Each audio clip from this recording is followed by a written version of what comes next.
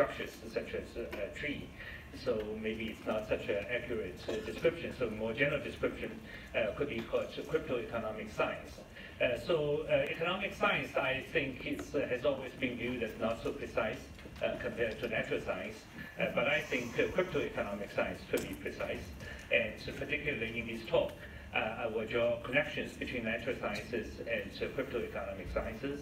And hopefully we enter into a new era where the foundations of this new cryptoeconomic science could be a lot more solid, and then we will be able to make more precise predictions. So these days we all talk about blockchain and crypto as a medium of exchange. So I first like to draw some analogies to help us to ask the question and possibly answer the question about what's the intrinsic value of a medium of exchange.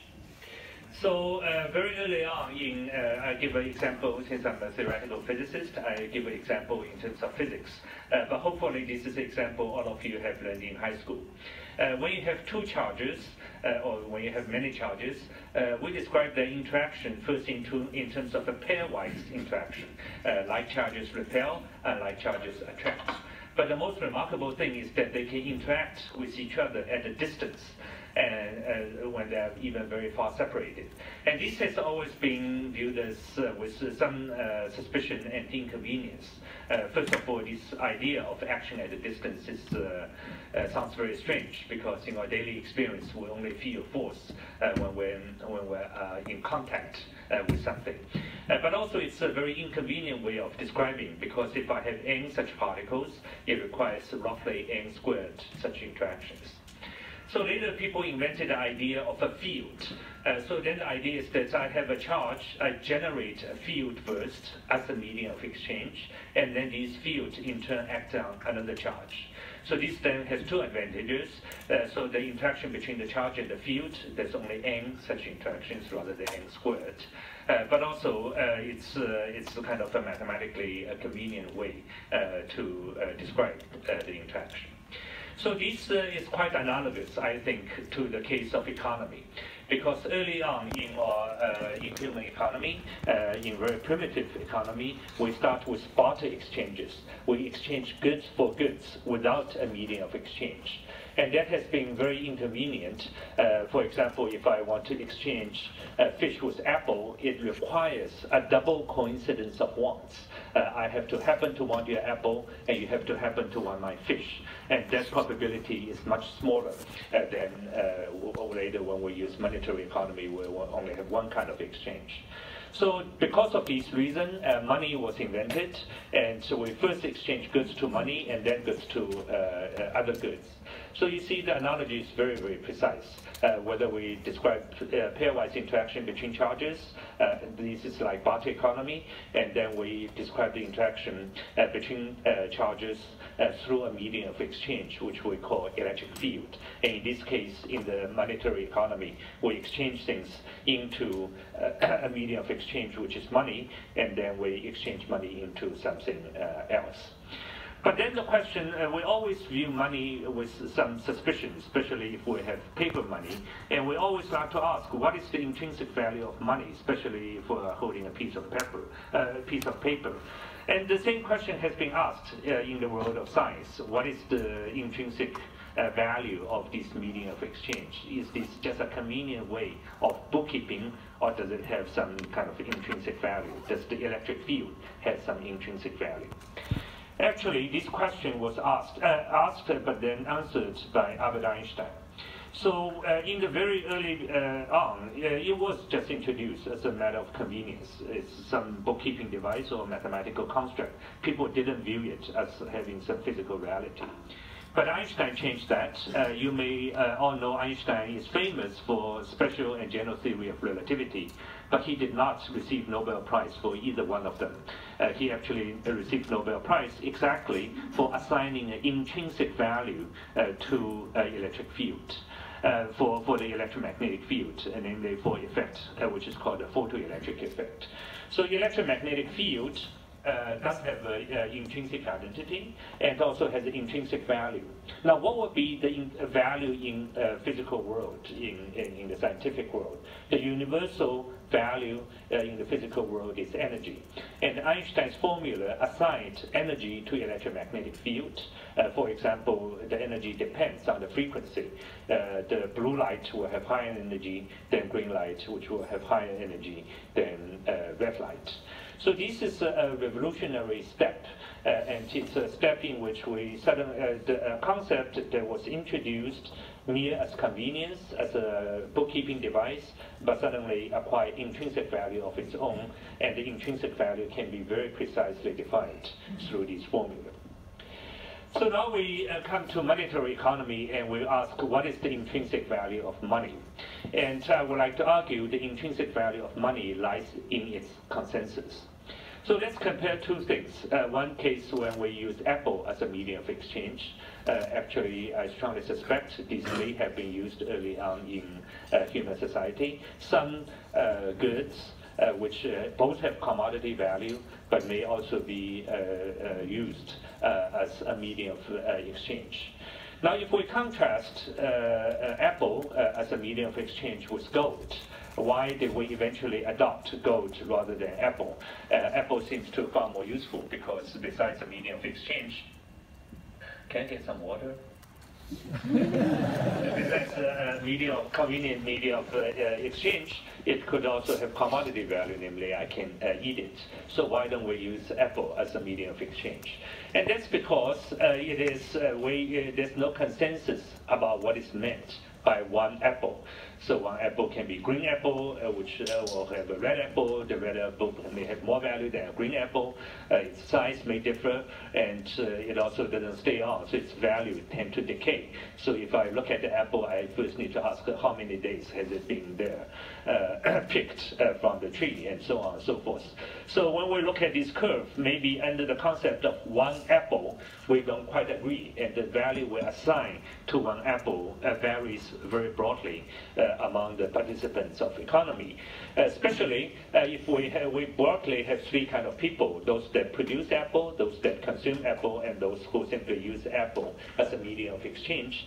And they have different ability to assess. Especially if I neither produce apple nor consume apple and simply use it as medium of exchange, I don't exactly know how to assess the value, at least not as well as those who produce and those who consume. So therefore, when we use Apple as a medium of exchange, its value is assessed very differently. In other words, there's no consensus about its value, and therefore it's inconvenient to use it as a medium of exchange. Now, why does gold have consensus value? And that's again because of two famous physicists. One is Archimedes, and the other is Isaac Newton. So you all know the famous story of Archimedes, the king of Syracuse, received a golden crown. He actually asked his handyman to fashion a golden crown for him, but he has the strong suspicion that the crown was not made out of pure gold. The handyman somehow substituted gold with some base metal, which is less valuable.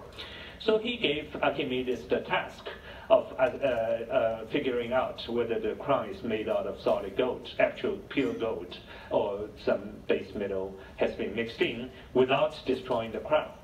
So that was a very, very, very difficult task even for Archimedes at that time.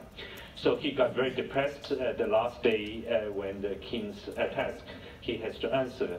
He knew that he had just have to give up. He couldn't figure out. So he took a bath, just like in the Greco-Roman days, whenever people need relaxation, they go to take a bath.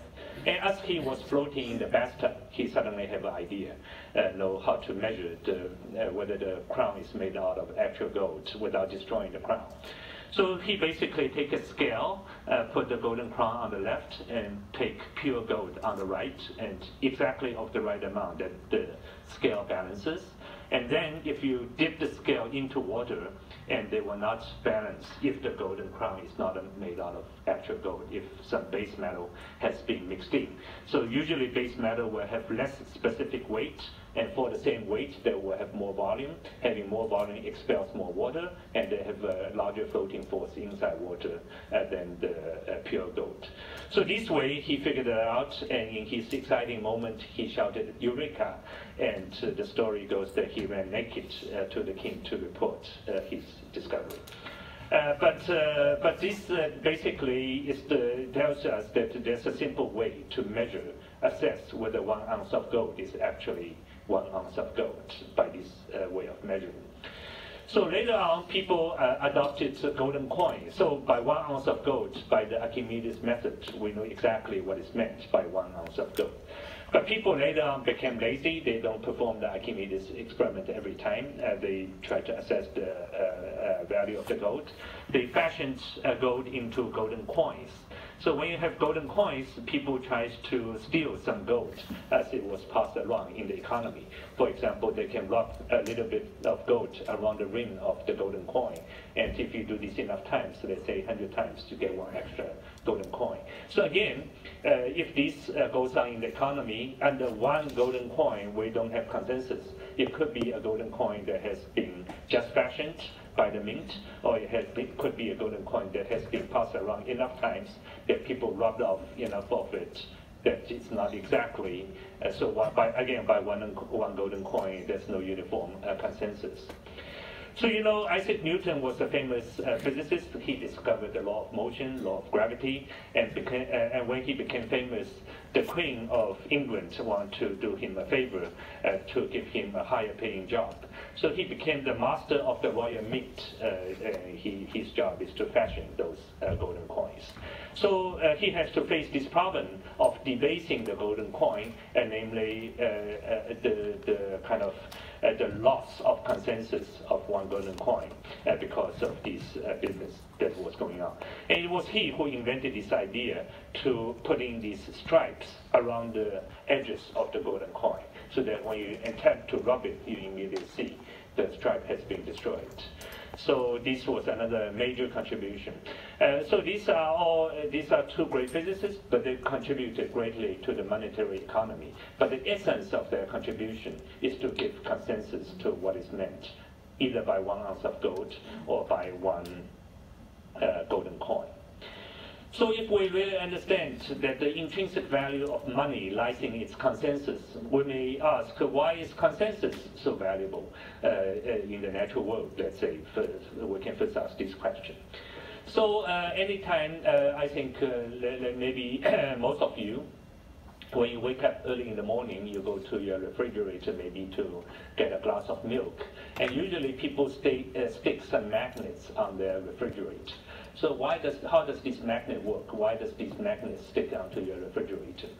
So actually, every material, so most material will not stick onto your refrigerator. Actually, every material is magnetic in some way, because all materials are made out of electrons, and electrons act like a little magnetic compass. They have a north pole, they have a south pole, and they are magnetic. But in most materials, they are in a state of the extreme right, because we have many such magnets, but they all point in random directions. So they don't agree on a common direction to point to, and therefore they don't behave overall like one piece of single magnet. Something miraculous happens inside a magnet. It goes what is called a ferromagnetic ordering. All these electron spins, which act like a little magnet, suddenly, somehow, by communication and by interaction, reached a consensus. They all agree on one direction to point to. And that once they agree on one direction to point to, they have a macroscopic magnetization. So they act like a giant piece of magnet, and that is the reason why it sticks onto your refrigerator. So therefore, you see that in the natural world, without a centralized entity, somehow these random electrons can reach a consensus. They can agree on a uniform direction to point to. And that's a remarkable phenomenon. So why is this state of uniform magnetization so hard to reach? Because there are few states of this kind. It's either they're all pointing down or they're all pointing up. There are only two such states. But there are many, many states where they can point in random directions. And all things are being equal, it's much more likely to point in random directions than pointing to a uniform direction. So we say the state with uniform consensus is the state of low entropy. The state of high randomness is the state of high entropy. And the natural world, if you are left alone, always tend to increase entropy. The world always tend to become more and more random. And this is called the second law of thermodynamics. So that's why if you have a state of low entropy or you have a state of consensus, it's extremely valuable because it seems to counteract a natural force which always makes things more random. In fact, life is such a phenomenon. Life is a phenomenon we become very, very highly ordered, but our environment become more disordered.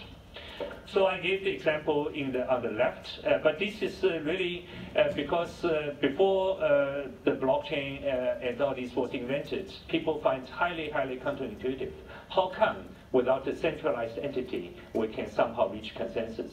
But you can answer this question by not looking at the networking world. Even if you just look at the physical world or the biological world, you see that they can reach consensus without a centralized entity. I already gave you the example.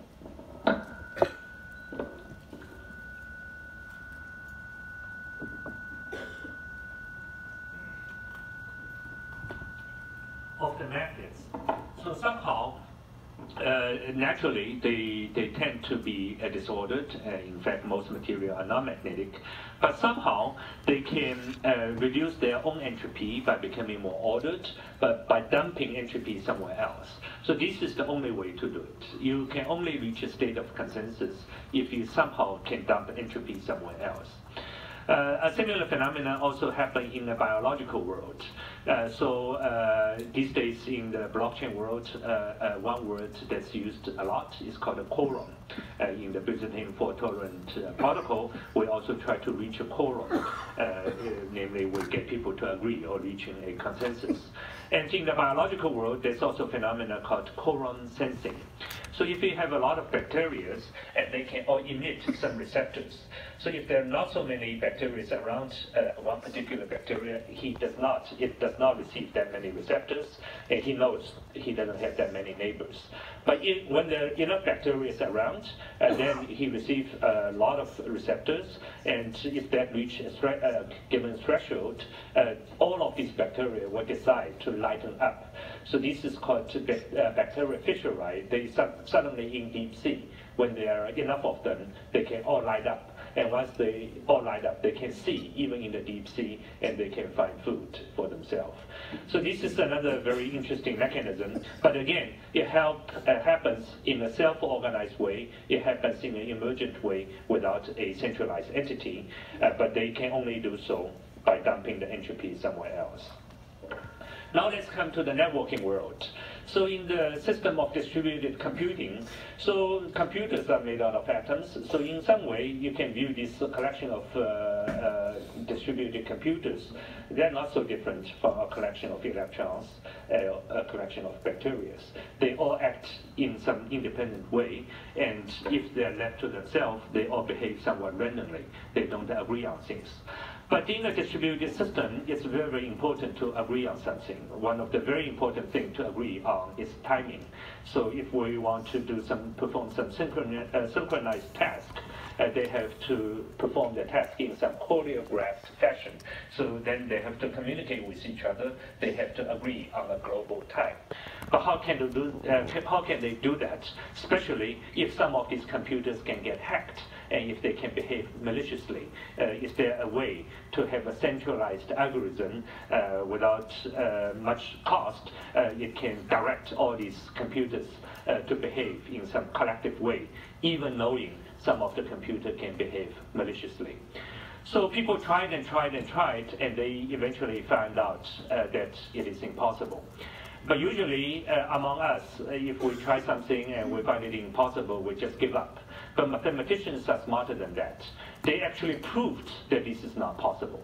So this is beyond what we usually do. Usually, we try enough times, we just give up.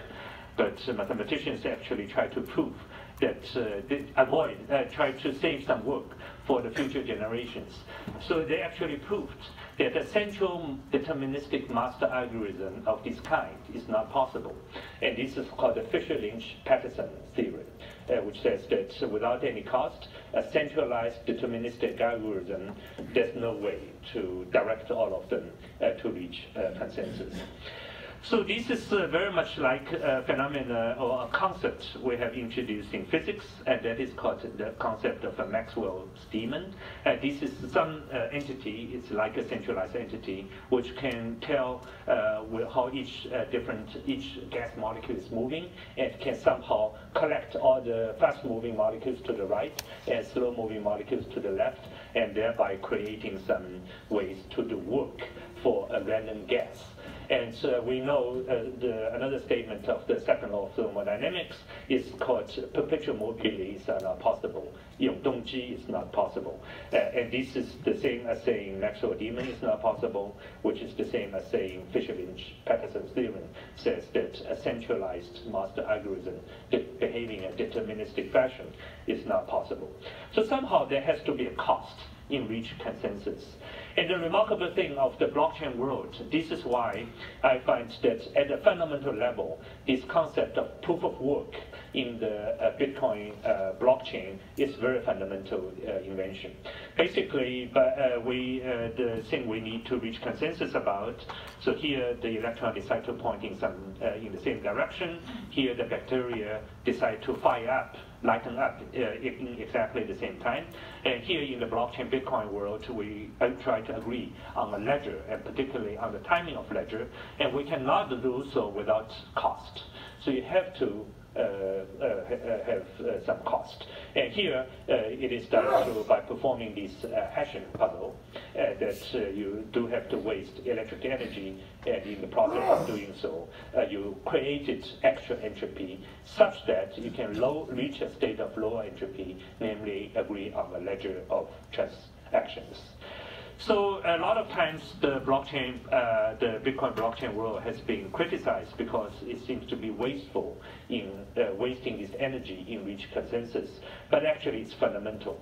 Just like you cannot get a heat engine to work without dumping some extra heat, you cannot perform a perpetual mobility, you cannot try to reach consensus without wasting any energy. Now, of course, this is a qualitative statement.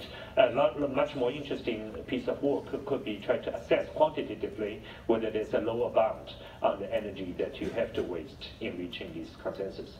But overall, I think this is going in the right direction. So I think a lot of attempts to try to do blockchain scaling, some of them claim that they can achieve a much faster transaction without any waste. Don't believe any of those. This cannot be possible. Yeah. I think fundamentally it's because of the Fisher-Lynch-Patterson theorem. It's a very, very deep result. It is perhaps the most fundamental thing we have learned in all of science. Einstein once said that his theory of relativity may not be correct eventually. The theory of quantum mechanics may not be correct, but the second law of thermodynamics were lost until the last day of the universe. So now we use this way of viewing to look at the trends, overall trends in the networking world. And I summarize this as a cyclic evolution of centralization versus decentralization. So in Chinese, it's called 分久必合，合久必分. So let's remember in the era of the circuit switching technology, with this technology, the most natural, in order to reach efficiency, a monopolized, centralized entity is the most natural one. So AT&T emerged as a centralized monopoly. It controlled all the networking resources at the time. And when I came to the United States first, in the 80s, AT&T looked like such a giant that it will last for 1,000 years.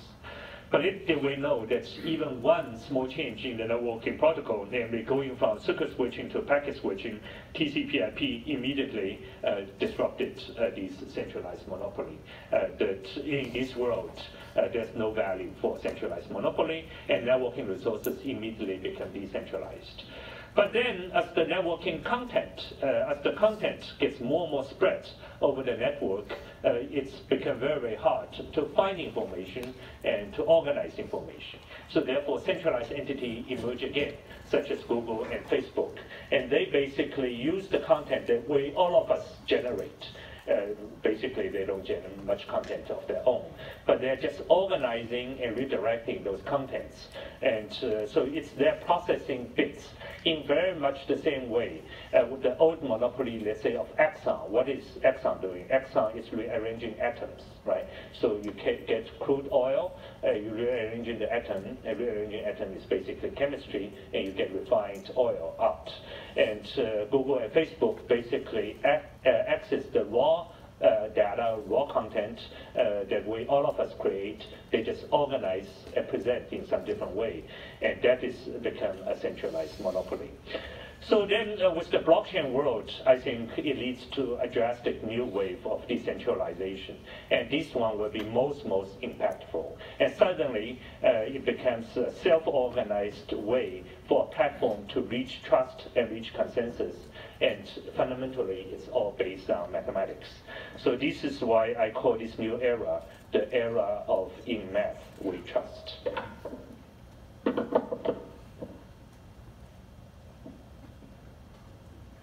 So when we ask ourselves if consensus is the most valuable thing, the most natural question we can ask is among all branches of human knowledge, in which branch do we have most consensus about? You see, economists fight all the time. Social scientists fight all the time. Physicists don't fight that much because we more or less agree. But even less is the fight among mathematicians. If somebody proves the theorem, he proved the theorem. There's nothing to argue about. So in the mathematical construct, such as the beautiful construct of the Platonic solids that you see on the left, that in the real world we can fashion a cube, but that cube is never perfect. We cannot agree whether this cube is so precise that every corner is in exactly the right location. But a mathematical cube is perfect. The idealized cube is perfect. And there's perfect consensus about what is a mathematical cube, even though we don't quite agree on a physical cube that actually has been fashioned. So that's why among all branches of human knowledge, we have most consensus about mathematics. Therefore, it's most natural to base our consensus of economic transactions based on math. When we look at the natural world in its most fundamental level, we see the basic laws of nature are expressed in terms of beautiful mathematical equation.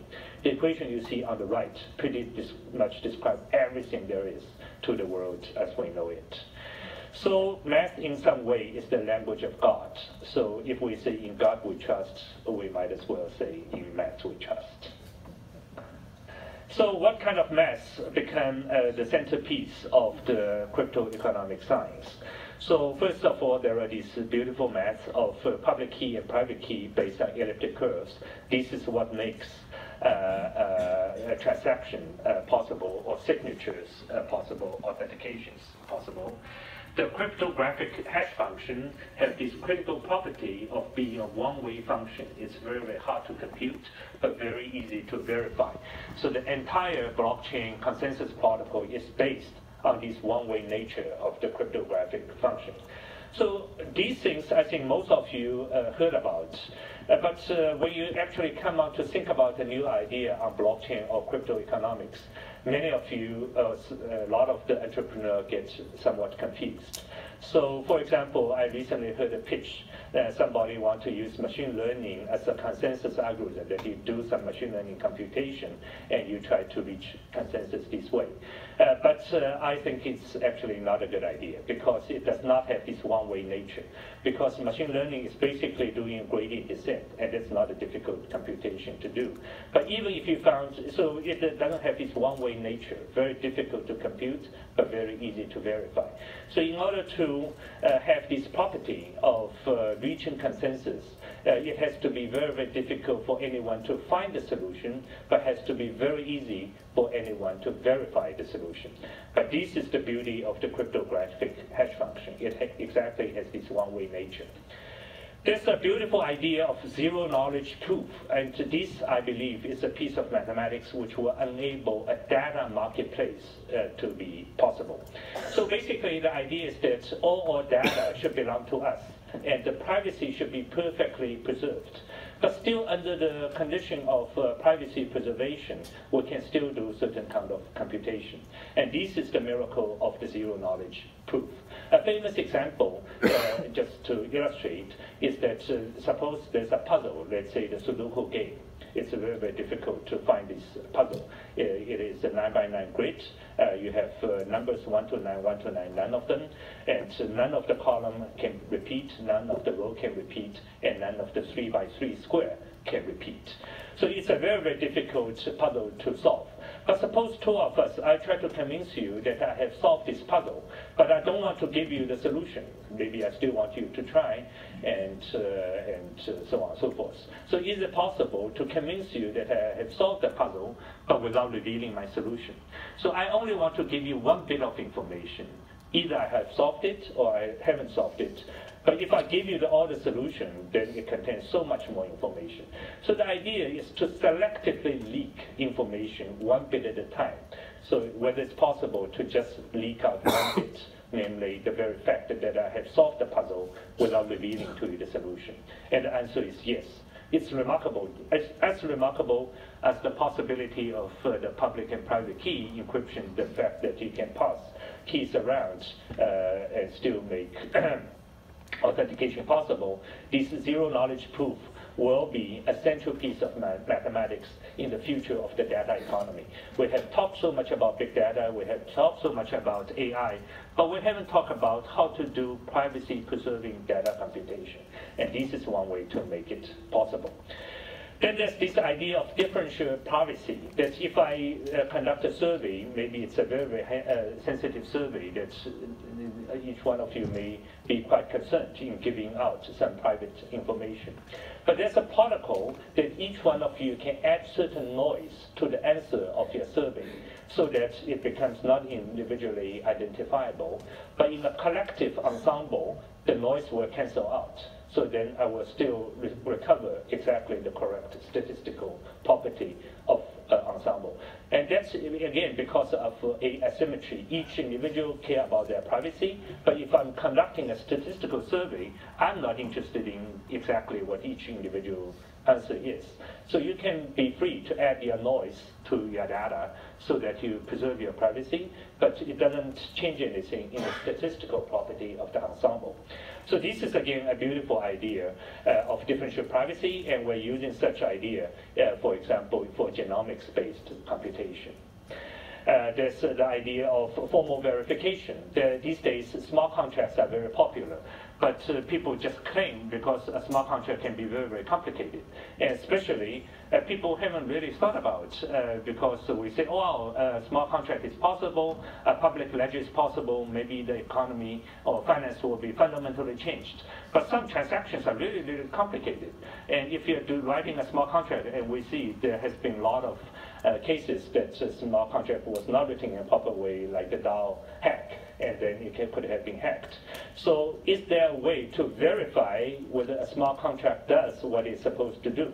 And that is, again, a beautiful piece of mathematics called formal verification. The idea actually descended from some very original mathematics from the time of Gödel and Turing, who tried to prove the completeness of mathematics. And this eventually became useful in formally verifying whether a smart contract does what it does. The last graph shows what is called a DAG, a directed acyclic graph. So the idea is that a blockchain has the protocol of the longest chain, but maybe this is not the most efficient way. The most efficient way could be this DAG graph that you can do a proper assignment, so that a lot of the hashing power in the blockchain world, only the longest chain wins, and temporary fork all get lost. But in the DAG world, they all get some credits. And so therefore, it's much more difficult to hack in this system. So now let me talk about a wonderful new world of AI plus blockchain in symbiosis. So what currently you hear in the last few years about AI being such a promising technology, but it's not exactly delivering what it has promised. And the most difficult part about AI, we have a lot of computational power, we have the GPUs, we have the TPUs, we have the algorithm of machine learning based on neural networks. What machine learning and AI needs the most is data. And that has been very, very difficult to combine. Basically because individuals don't own the data, and there's very little incentive for people to give data. So in the blockchain plus AI world, in symbiosis, we can create a crypto economy in which the individuals own the data, and they can perform privacy-preserving computation based on the mathematical primitive I just presented. And in this world, there will be a lot more efficient. People actually get paid for providing data, paid in tokens. Tokens can appreciate, and then finally AI can work. So this makes a far more efficient economy. So if I talk about one killer app of blockchain and crypto economics, I would say it's the data. So I also think in the crypto economic world, in the data economy, finally we can do social goods, the likes of which we have not seen before. So in the current economic world, we have injustice in the current economic world, and the injustices are mostly manifested in the discrimination of minorities. And that is a universal problem in all societies and all economies. But now let's imagine if this data economy and data marketplace really take place. And let's say the AI tries to learn and improve. And let's say the AI is already 90% accurate. And I want to go from 90% to 99% and going from 99% to 99.9%. What kind of data do I need the most? The kind of data I need the most is not another kind of data that I already have learned before. So the majority was already learned in the process of 90%. What I need the most are those corner cases that can help my accuracy to improve. And the corner cases are exactly those that differ from the regular cases. They are by definition the minorities. So therefore, and these can be precisely measured by a mathematical quantity called mutual entropy. So in this data economy, the minority will be valued the most. And finally, we can do social goods by turning ugly ducklings into beautiful swan. Why? Because ugly duckling is not ugly, it's simply different. And the difference is valued the most in the AI plus crypto world. AI can finally also help to check and to make kind of proper surveillance of the data of the smart contracts that are on the network. And a lot of the kind of the compliance in the blockchain world, I think, is not possible by humans, but it's possible by AI. So now let me tell you very briefly about DHVC, the fund that I have co-founded about 4 years ago. The basic idea is manifested in this logo. First, you see the triangle. The top of the tip of the pyramid is innovation, and based on two bases, on education and research. So in Chinese, this will be called 采学研. And then, so I'm a professor at Stanford. I'm an active research scientist, both teaching and research at Stanford. So we like to invest into the students. We like to invest into latest research. For example, in the blockchain world, we work very closely with Professor Dan Bonnet at Stanford. And then you see the two crosses, and these are the two bridges we try to build. One is the bridge between the frontier of science and technology with investment, and the other is the bridge between US and China, both of which are the central themes of this conference. So let me tell you very briefly about so we, 4 years ago, because of this fundamental thinking, so today you see a lot of volatilities in the cryptocurrency world, but actually we have deep confidence even starting from 4 years ago. I saw that blockchain and crypto economics is really, really one of the greatest innovation of our time. I think when you go from 50 years or 100 years from now into the future, but let's say in 100 years, when you look back into our present era, what is the greatest innovation of our time? I would certainly think it's internet, but blockchain is internet times 10 or something like that. It's really something that fundamentally give a new protocol for humanity to work closely together. So we try to invest into the commanding heights of entire crypto economy, all the way into base coins, exchanges, the application layers. For example, very early on, we invested in Brave, the BAT token, but also the data token, which is very successful. Here on the ID verification, for example, Cipher can really enable these privacy-preserving computation. Certic is exactly performing these privacy. It's trying to do formal verification of smart contracts. Shoucheng is trying to do identity management, and so on. And so maybe on the lower right corner, you see Ontology, which is a token project trying to enable the entire data economy. It's performing extremely well because it just was announced recently. So what are the futures of the blockchain? Certainly, I think there are interesting scaling solutions, and I really like the Lightning Network and the idea of the Radium Network, but in the implementation details, there are a lot to be improved. So we're investing to this direction. We also invested in sharding of the blockchain network. One very interesting idea, I think, is the tokenization of the network infrastructure. And one investment we made is in Theta, this token which is try to tokenize CDN, content delivery network. So when the blockchain was designed, this interblock time of 10 minutes basically relies on network latency. But right now, the networking protocol is not using the blockchain or Bitcoin network at all. So, but if you can add an incentive layer onto the networking layer, and these two layers can finally work in symbiosis with respect to each other, and finally, they can all improve each other tremendously. I talk about the privacy-preserving data marketplace. This, I think, is really, really exciting. It will fundamentally change every aspect. But the fundamental idea is that the ownership of the data has to go back to the individual. They shouldn't be owned by the centralized platforms. But only with privacy-preserving computation, such privacy-protected data becomes useful, and privacy protection becomes possible, and possibly it can do social good, as I explained before. Tokenized sharing economy and identity management, and so on and so forth. So I would love to talk to all of you. We're very, very interested in finding really innovative breakthrough ideas in this crypto space. So I think in 1680, Newton published his Principia, which gave you the mathematical framework or mathematical foundation of all of the natural sciences. And but so far, social science and economic science have been lagging behind.